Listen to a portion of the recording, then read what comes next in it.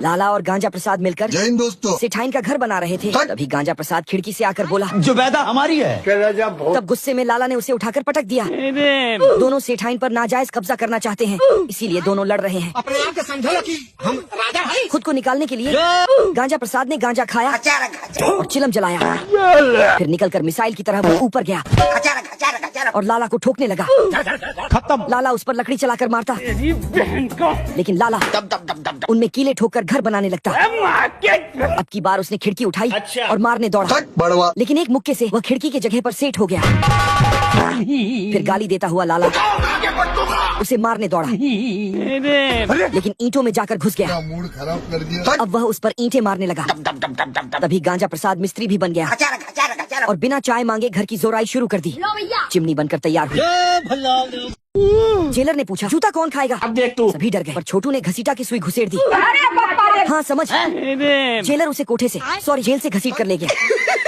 लेकिन पता चला कि जेलर घसीटा को एक नौकरी देने के लिए ले गया है। तो छोटू ने चुपके से एड्रेस लिखा चमेली चंदन साबुन और खुदाई करना शुरू कर दिया। खोदते खोदते वह सही एड्रेस पर पहुंचा। जय हिंद दोस्तों। तभी पीछे से घसीटा आ रहा था।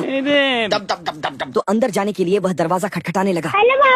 फोन कर दिया। तभी गुस्से में भालू अंदर से निकला, क्योंकि इससे भालू की नींद बहुत खराब हो गई थी। 500 गालियां देने के बाद भालू ने उसे अंदर खींच लिया और घसीटा से कहा, 5 मिनट बाद यदि तुम्हारे पास की भी आवाज आई तो बम्बू डाल दूंगा, समझे? उसके बाद वह गुफा में सोने चला गया। तभी घसीटा ने धीमे से गुड नाइट कहा। गुड नाइट बाबू। भालू फिर से आया और गाली सुनाया। जिस देश का विद्वान ही किया हो। और जब गया तो पूरा घर हिल गया। 2 छिछोरे भालू फटफटिया नाव से एक बतख का पीछा कर रहे थे और उनकी नाव शायद किसी कारीगर की थी। उनकी दहशत से जंगल भी डर गया और साथ ही समुद्र भी। अरे तभी सामने कीचड़ पड़ा।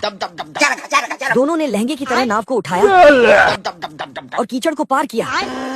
नाव में अरंडी का तेल पड़ा था, इसीलिए कहीं रुक नहीं रही थी। एक बार तो उनकी नाव पापड़ भी बन गई। तभी वह पत्थर से टकराकर चट्टे बन गए। फिर सभी लोग स्कूल क्रॉसिंग पर रुके। दरअसल वहाँ बच्चे नहीं, स्कूल क्रॉस कर रहा था। बनाया तुमको।